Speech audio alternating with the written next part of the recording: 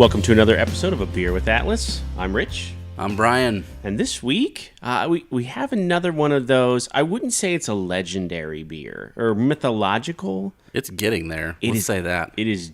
You're 100% right. It is getting there. Juicy Bits from WeldWerks Brewing Company in Greeley, Colorado. Now, we'll get into the research just a little bit that each one of us have done, but this beer hasn't been around very long. No.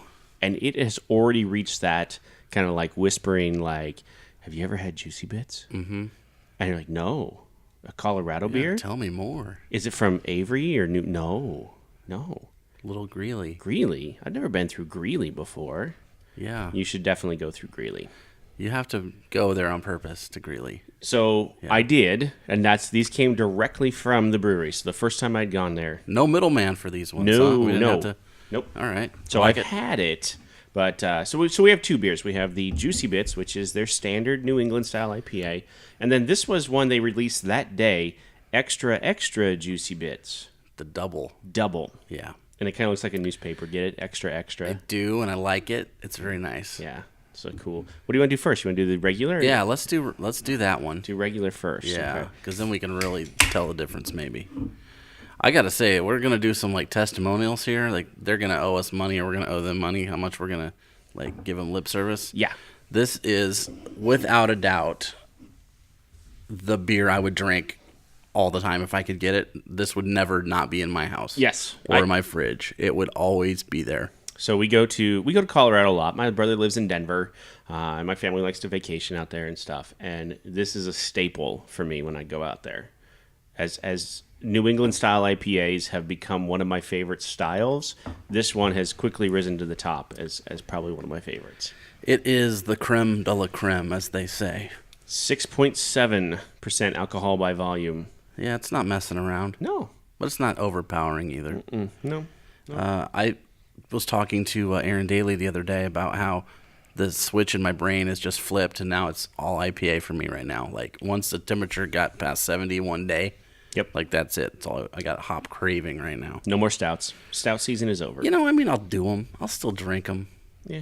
But I'm not searching them out like I am IPAs right now. I'm on a hop mission right now. Yeah. Hop mission. I just need them, man. Gotta have it. I'm definitely naming the episode that. The Hop Mission? The Hop Mission. I like it. So... Oh, it just smells so good. Like, this is one of those beers, like, we've had maybe one or two so far we've done.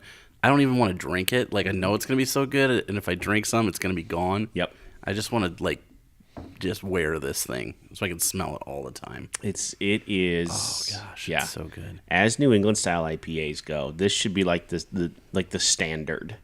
Like this should be the one. I feel like you're pretty close to being right about that. Mm-hmm. You know, super hazy. I mean, it's got a nice golden color, but the haziness is like you cannot see through it. It is a murky hazy, like it should be.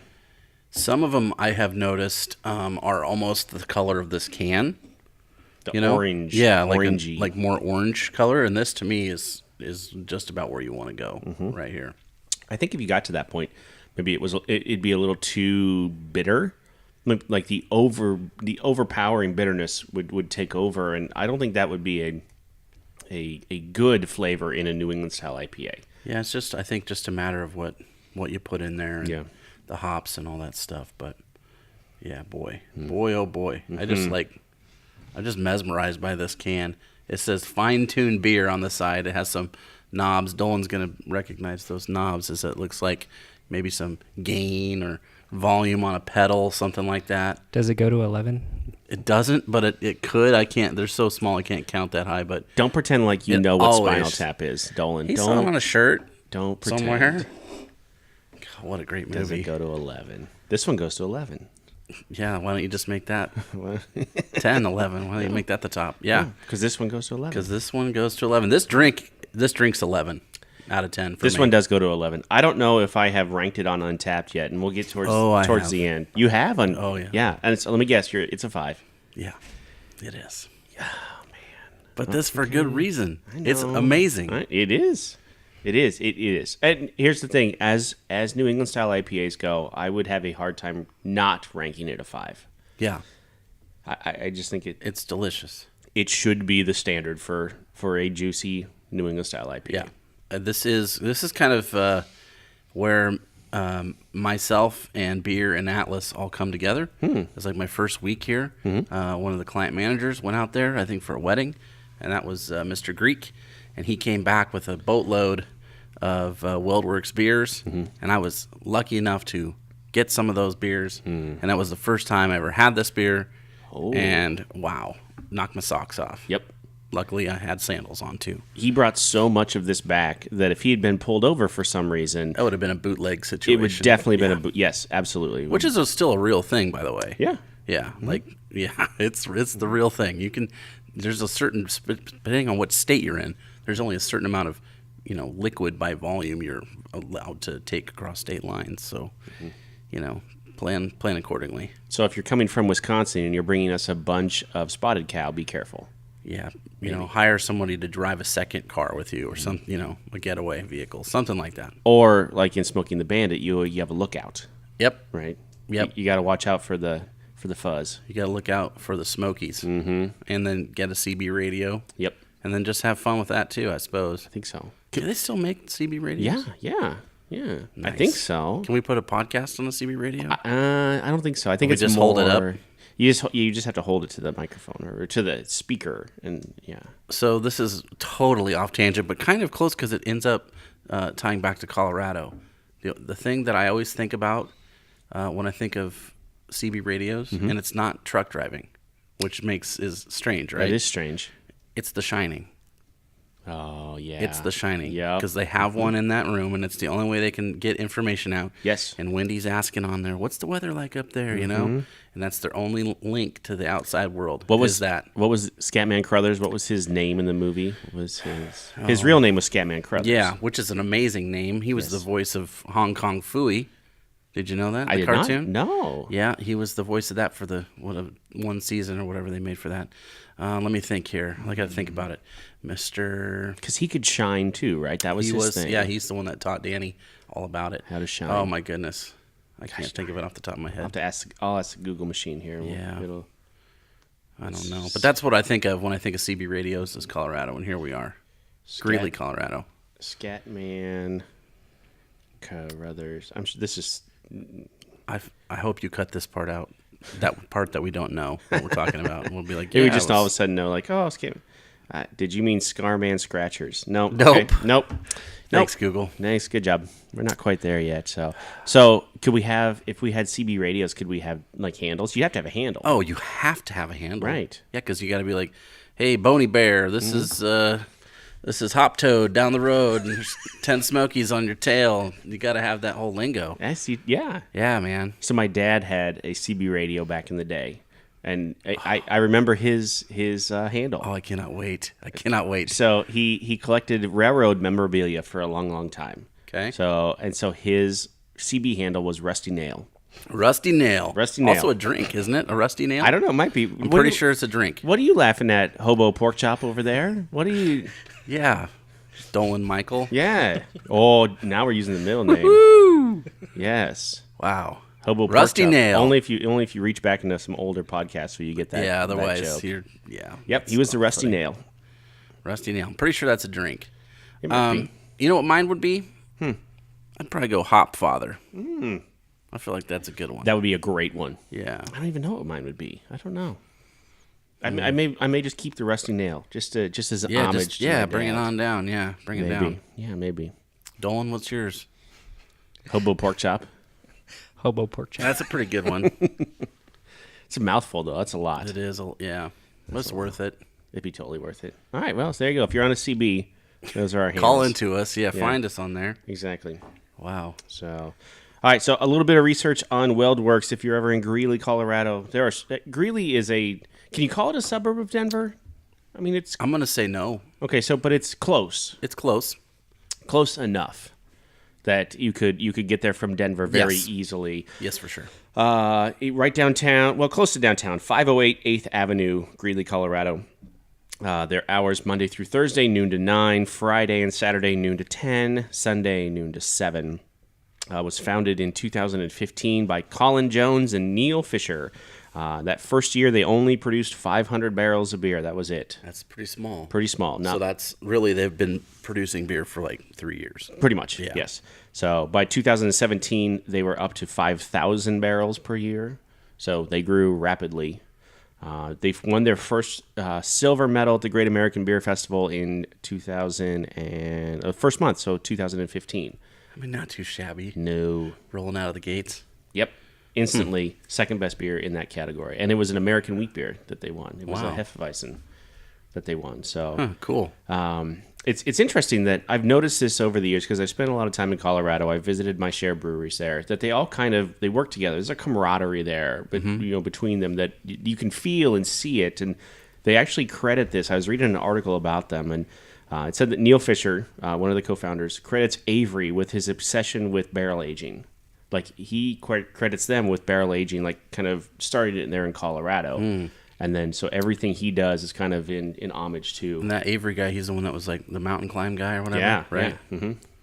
That's interesting because, like, at least for me, for WeldWerks, it's all about IPAs. Mm-hmm. Like that's pretty much what I've had from them, So, and I've had some like Berliner Weisses and stuff like that. And I might have had one of their stouts maybe. So that's a whole other side of their business that I would love to get to know, to explore. Barrel aged stouts, yeah. So they produced 100 beers last year. They had a goal to produce 100 different kinds of beers. Yeah. And they got there. They did them. Some of them were taproom only or whatever. Yeah. And when I was there just not too long ago, they had, it was probably 20 plus on tap. Yeah. It was a huge list. Like it was almost an overwhelming list. I counted them up on their website today. They're up right now 134. Wow. Jeez. So I wrote down a few that sounded like totally weird and amazing, and like I would love to try them. And these are like next level names or styles, sure. right? So these aren't, you're just walking into a brewery your first time and ordering this. Okay. Eggnog barley wine. Whoa. Yep, doing it. Hope it's chunky. Sweet potato casserole stout. What? There's a lot of beers are starting to be made with sweet potatoes or yams. They're putting them in the boil. It's like a new stout thing because it's sweet. Yeah. And it's vegetable. So there's another way to get that alcohol volume pumped up a little bit. Wow. So there's a whole subset of those beers out there. A coffee milkshake IPA. Okay. Oatmeal cream pie stout. Yeah, well, yeah. Like the Little Debbie one. Yep. Like the snack cake one. And then a raspberry lemonade milkshake. I thought that just sounded instantly phenomenal. Absolutely. They have a series of stouts called Achromatic. And if Aaron Daly was here, he'd say, achromatic, that means without light. That's what it means. So if they're so dark, that's how dark they are. There's no light. There's no light. So that's the name of their stout series. And wow. They made 8 different ones out of the 134. And they had like adjuncts. There was like a Mexican chocolate one that had some cinnamon and some peppers. They had a mint one. They had a, what do you call it? S'mores, peanut butter cup. They had all those kind of delicious pastry stouts and just amazing. Interesting. Yum. They and from all the research that I did and the little bit that I know about them, from being a fan, at least for the last year and a half to 2 years, is this wasn't their thing. Like IPAs weren't their thing when they started, and that wasn't a thing that like Colorado embraced right away. Yeah, they were it was a multi-style that everyone liked. It was way more maybe West Coast IPA style than it would be this sort of thing. And they have been very instrumental in changing and pushing things forward. Them and another brewery down the street called Wiley Roots, which we will be doing here in the very near future, possibly next week. Oh, nice. Where they do some pretty insane things, and the people line up for it. I've got, what's that? Are you going to know this, Dolan? I'm going to make the sound effect. Dun, dun, dun, dun. You know what that is, Rich? That's breaking news. Breaking news in here. WeldWerks is expanding. I wrote this down. Colorado Springs? Yes. Like an hour ago, it hit the news wire. Holy smokes. Hey, that's where I have all my hobo pork chops. That's where all my family's from. We're going. I told you this. We're going to his family reunion, so we'll are. stop at the new tap house down Hobo there. pork chops and juicy bits. And we'll want to make sure we eat those pork chops before we get to the brewery. Probably should. Yes. Yeah, we should. So that's awesome news for us. Yeah, that is. Yeah. Now, next step is we need distribution here in Nebraska. They're only, 3 years old or something? Yep. Maybe by year 5. Well, with the rate that I've been going to Colorado, and then with my brother being out there too, Yeah. this is pretty readily available to us. Yeah. In that way, it just takes a little bit of driving. That sounds all right with me. Yeah. So here's this beer: Mosaic hops, Citra hops, Eldorado hops. Okay. That's the key. I'm gonna guess it's the same in the extra juicy bits. It's just gonna be there in the boil longer time. Citra, Mosaic, Eldorado. Yeah, those are like the best three for this sort of stuff. The other thing that I think is pretty cool about them is just the abundance of pint cans. We're starting to see more and more. Everybody's kind of going, especially for these styles, because they're a little bit more expensive because it takes longer and it takes more ingredients, more hops, and hops are expensive. So you kind of get your money's worth because you're getting a pint can versus a 12-ounce bottle, which is nice to see. I wondered about that. I wondered about the size and the 4-pack and the thought process behind that, maybe. Yeah. That's a lot of what it is. Interesting. Okay. So what was your research then? I'm really curious. Well, I did just a little bit. So on the brewery itself, they do not fill growlers. Like, they won't sell you a growler. There's no glass growlers there. You can't, like, take one in and give it to them and they You fill can't it do that most places. Some states you can, but you can't do that here for sure. Okay. If they did sell growlers in the past, they don't fill them anymore. And I'm guessing they don't because it says since 2016, which sounds like basically when they would have just started making production, like a lot. So no growlers. And the reason for that is they want to maintain the highest standards possible. So they don't want a 64-ounce glass jug of beer sitting in your fridge for 6 months, and then you give it to somebody, and then they say, well, this is a WeldWerks beer. It's not as good as it could be. Sure. They can't control that, but they can control their can lines and stuff. So that's the reason that they don't. I would be surprised if they even did crowlers. Do they? On site? Yeah. No. So it's all pre-packaged. Prepackaged. Like, this is I'm pretty sure that's the case. Yeah. So that's my guess. So that was something that stood out to me.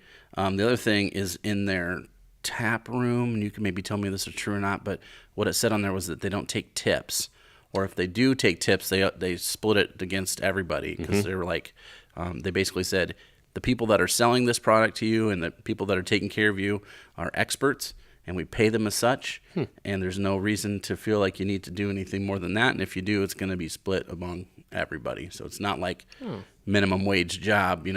They want somebody that knows what they're talking about to work there. So it takes some knowledge and expertise a little bit to be a member of that place. Okay. Which is kind of cool. Yeah. So I did read that, and this was along those same lines, and I don't know if I'm infringing on your information here or not, but they pay 100% of the health premiums for the health insurance for their employees. Oh, that's cool. Yeah, and very, very few. I mean, it's difficult, one, for a small business, and two, for a brewery that is a small business to get up and going. Yeah. For sure. For them to get to that point in 3 to 4 years now where, they can pay their health insurance is expensive. Yes, it is. And they can pay the premiums for their employees. That's impressive. Yeah, because usually the more people you have on the plan, the better it is. So I'm guessing it's not a huge number that they've got for them. So yeah, that's really cool. Here's some other stuff I got. More about the area itself. They're in Weld County. Greeley is. Yes. So WeldWerks. There you go. Here's the works part of it. The top employer of Greeley is a company called JBS Swift and Company, which is like a food processing thing. It's owned out of Brazil. They do mostly like beef and pork stuff. Okay. And then I don't know if they make it in a can and sell it as Spam, or I don't know. I don't know what that is, but it was the biggest employer. Like the Vienna sausages? Something like that, maybe. But it was some sort of thing like, what's the one we have here in town, or we used to have in Omaha? Conagra? Yeah, so something similar to that. Okay. And then the second biggest one I found was Banner Health. Yeah. So that's number 2. Lots of banners around there. Lots of banners, which is good. Yeah. And then schools, universities. It sounded like there was at least 1, maybe 2 universities in the town. Yep. And it seemed like an up-and-coming spot. There only 100,000 people live there, is what I found. It seems it's way spread out. It reminds me a lot of Des Moines in some ways. Obviously, Des Moines is much larger. Yeah. But driving through there, and we had stayed. We left Omaha too late and ended up staying the night there because I knew I wanted to go to this place. And so we drove as far as we could before it got dark, and then so Greeley was where we ended up. And it seems very, very spread out. Yeah. The thing about Greeley that's different also than Des Moines is that there's no interstate access to Greeley. So that's what I found was it's the biggest community in Colorado that's not on the interstate. So I guess normally that's what helps businesses and populations grow. Yep. And like we were talking at the beginning, like you have to go there on purpose. You're not just driving down the interstate and pulling off. Like you're making a few trips and turns, it sounds like, which is Des Moines. It's like the interstates are right through the city. It just smack right through. Yeah, kind of like here in Omaha. That does make sense because I know there are multiple ways to get to where we're going when we go to Colorado. So I guess we have to choose to go that way. Mm-hmm. Yeah. So interesting. I had my first Chipotle in Greeley. Oh boy, market. Whoa. Yeah. First one. First Chipotle. And when I was ordering it, I was like, what is this place? And they're like, oh, you get burritos here. I said, so like Qdoba. And the guy was like, do you want to eat here or do I have to kick you out? Slap your mouth. Wow. Wowee. Right. What'd you order? A burrito. And that was it. It was good? I think so. Okay. I don't really remember. So he remembers ordering it. He just Yes. doesn't remember if it was good or would I eat it again. Yeah, Chipotle. I went back to Chipotle. That counts. Okay. I guess. Not in Greeley, but other places. I've been to Subway more than once. I don't know what that says. You know who owns Chipotle? Who spun off the Chipotle brand? McDonald's. Boom. Whoa, mind blown. Smart. McDonald's was like, hey, we should make a burrito. Mm-hmm. And then they're like, nah, let's just make a burrito place. Yes. Wow, that's next level. Yeah.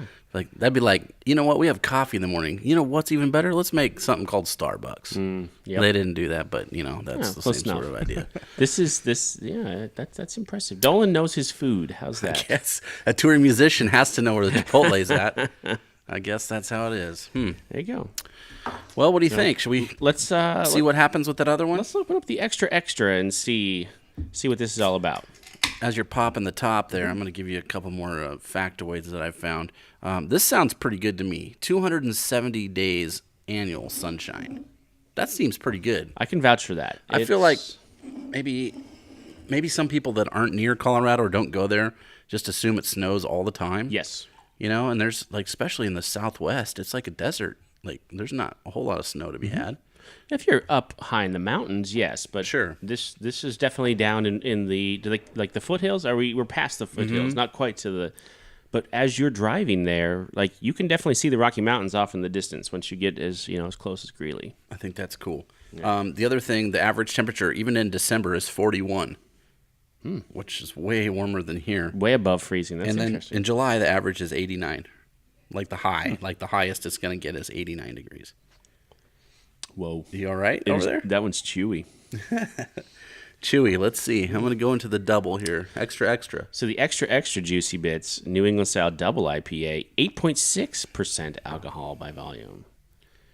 You get it? A little bit. I do. It's almost. There's a little bit more sweetness at the end to me on that one, on the very back end. It is way deeper of a flavor.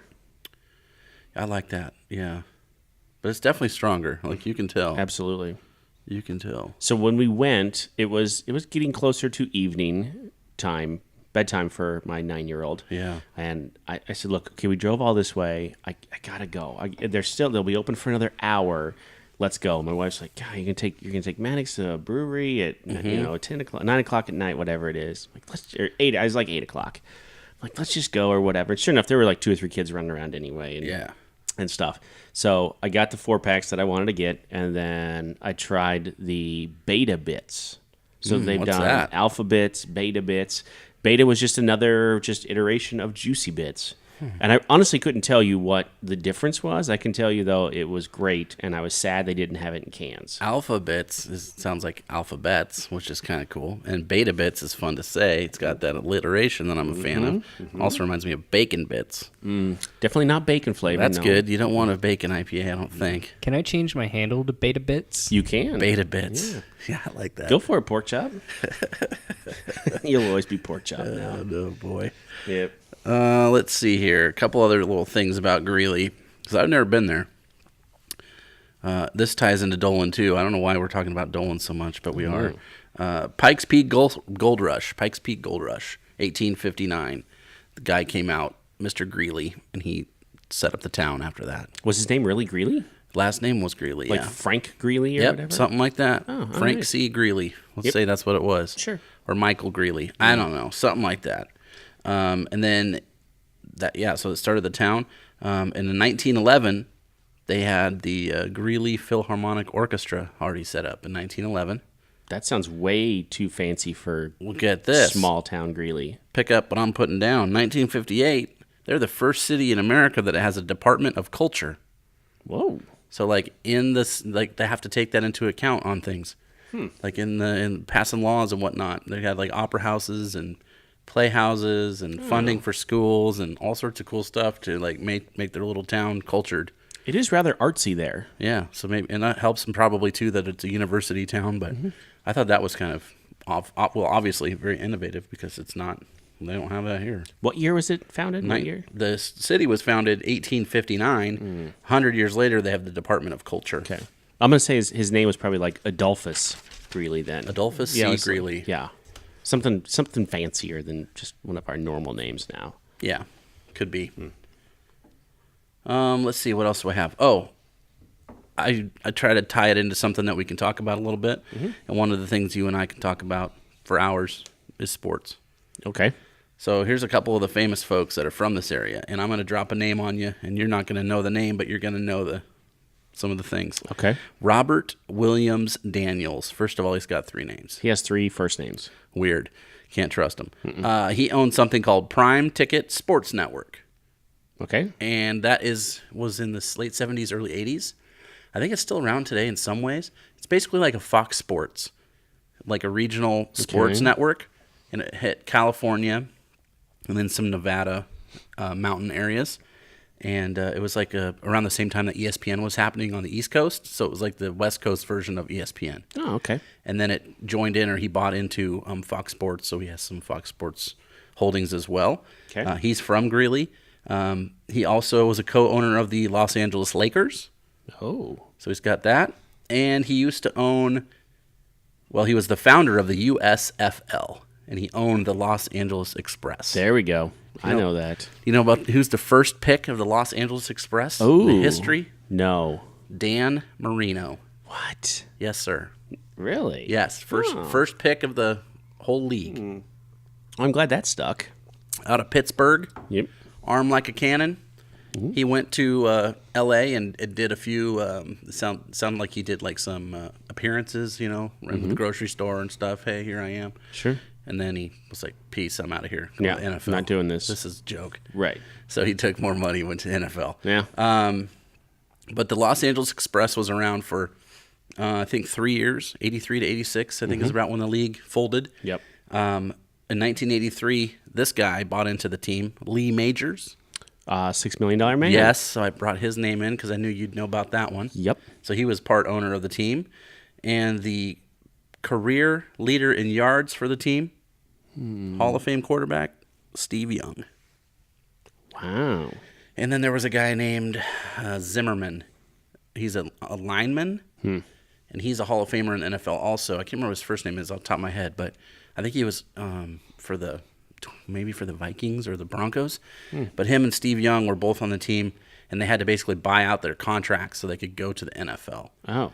And that was kind of the same way that Reggie White, Mr. Packer, later in right. life, he was in the USHL or FL as well. Wasn't Reggie White the Generals? Was it the Generals? Something like that, yeah. Maybe I can close my eyes and see the that card? football card. Yeah, I remember I had the Steve Young card I somewhere. can see that I still one too. have it. But, Yeah. so yeah, that he's from this town. And then there's a guy named D. Bradley Baker. They love 3 names here, I guess. He's a voice actor currently, and you wouldn't know his name, but he's been basically, if you have a kid that's anywhere between 5 and 15 or 16, you've heard his work because he does like every show on Nickelodeon, sounds like. Oh. So he's just like in-house voice dude. Like he's one of the Paw Patrol dogs, and he's. Well, if that's on Nickelodeon, most of the shows were on Nickelodeon. I don't know if that is or not, but those were the things that I found for him. Then they had a few UFC fighters or current or ex-UFC fighters, and they had some conductors, which I guess goes to speak to the culture that they're trying to set up. Piece, yeah.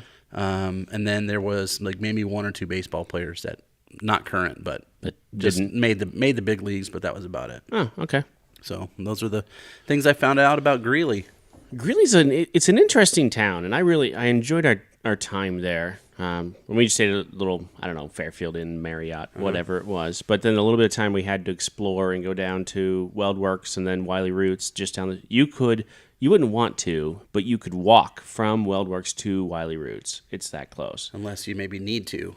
Unless you need to, yeah. That the walk would probably sober you up a little bit. That's what I'm thinking. Yeah, bide a little time. Yeah, 2-minute drive. It was super close. And that's what after I had my beta bits there, and I had like 2 flats full of 4-packs that I'm hauling out to the car. I thought you meant tires for a second there, and I was like, ooh, that's a bummer. No. When they give you like the little boxes, the half quarter boxes or whatever. I'm like, hey, I want to go to one more, and I get that look from the wife, like, yeah. I'm like, no, I'm just gonna run in real quick. Yeah. So, Wiley Roots is much more. And we'll talk about this when we get to them. They're much more earthy, maybe. How's that? And that's it. Yeah, it's like it's in the middle of like the train tracks are right behind it, and it's really in the middle of nowhere out there. And you got to start somewhere. Exactly. And they do some fun stuff. So it'll be cool. It really their brewery looks like a warehouse. Okay. Like it's just a warehouse where WeldWerks looks like what you would expect out of a brewery with barrels on the one side and stuff. And the one beer I had from Wiley Roots was mind blowing. I could not. That was that. It was, and I wish I had saved one so we could do it here and talk about it. It was the sour raspberry cranberry milkshake IPA. Yeah. If you can imagine that, I mean that's a lot. So if you like IPAs and you drank a lot of beers or whatever, imagine a fruited sour milkshake IPA. Super weird, but those are all things that you don't usually put together.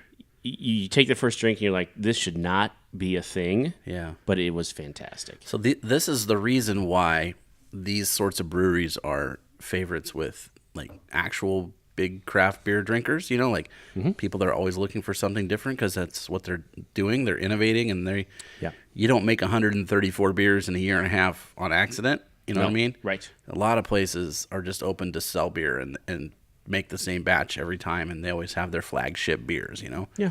And there's nothing wrong with that. No. But if you're looking for something else and you want to go to the major leagues instead of the USFL, then this is the kind of places you got to go. Yep. And that's what's kind of lifted WeldWerks to that legendary status, like that mythological status or whatever, especially in states around Colorado. So that makes a lot of sense. I feel like this extra one has a little bit different citrus fruit flavor. Like there's something just a little bit different at the end to me. It's maybe a little more grapefruity. Yeah, maybe. It's not bad. It's just different, but it's definitely, you can feel it's a little bit stronger for sure. We hit the buzzword. There we go. Stronger. That's fancy. Dolan will cut that out in post. No, I won't. No, we don't. No, he won't. I don't even know what that means, actually. I don't know if he knows either. Episode of News Radio one time. So Juicy Bits. Yep. What do you think? Prefer that one over the extra? I do like the Juicy Bits over the extra. Let's go to the Untapped here as the. I'm with you. I prefer the Juicy Bits as well. It's just something about it, just a little lighter, Juicy Bits. Juicy Bits. All right, here we go. Okay. Just fun to say. This is interesting. How many? 19,000 reviews. Oh, that's a lot. That's a lot. You have rated this a 5. Yeah. What do you think their average is on Untapped right now out of 5? 4.19. 4.26. Oh, that's pretty close. That's pretty darn close. Yeah. And that's pretty darn good for... Yeah, I mean, if you can average over a 4 on Untapped, especially with that many check-ins, that's really good. Okay, really good. This is interesting. 4,837 ratings for extra Juicy Bits. Okay. What do you think the rating is on this? I think it's going to be higher. It is higher. But this is why. Because the people that are ordering this know that it's extra, right? And it's going to be stronger. They're seeking it out. Yes. So they're going to be happy with it no matter what. I think it's probably 4.31. 4.46. Whoa, 4.46. That's probably one of the highest rated beers we've ever had on this show. Almost a 4.5. That is shocking. Well, 5 is the highest. Yeah. Right? That's, wow. Higher than the Heady Topper IPA? Oh, what was Heady Topper? I don't remember. overall, in general, I don't know. But here's the thing: Heady it's gotta Topper be had close to that. way more. Oh yeah, way more reviews. like hundreds of thousands versus. Yes. But Okay. even this is still seems like a lot, and a beer that we can't get. So Heady Topper was here we go, 4.59 out of 203,000. So That's a lot. that is a lot. Yeah. I mean, but when you compare it to the granddaddy of the mythological beers, right? Yeah. I mean, that's Well, and they're totally different styles too. But yeah. yeah, that beer's been around a lot longer than these guys have. That's true. I still think, though, as it goes, if you are driving through or you are on a contract in Colorado, WeldWerks should be on your list. Yeah, if you're into beer, they had food too, right? Food trucks. Food trucks. Okay, that's cool. And it's virtually every day they have food trucks out there. So it's Colorado. They have food trucks everywhere. Everywhere, all the time. and breweries, pretty much everywhere. I love Colorado so much. Yeah, and mountains. And mountains and snow and hiking and snowboarding and. Oh man, Colorado. Why do we live in Nebraska? It's a good question. Yeah. All right. So, if you, like I said, if you are anywhere close, this would definitely be a stop. As much as Avery and New Belgium and Odell, and make time for Greeley, Colorado, WeldWerks, and then next week, Wiley Roots. You will not be disappointed. Awesome. All right. We'll see you next week.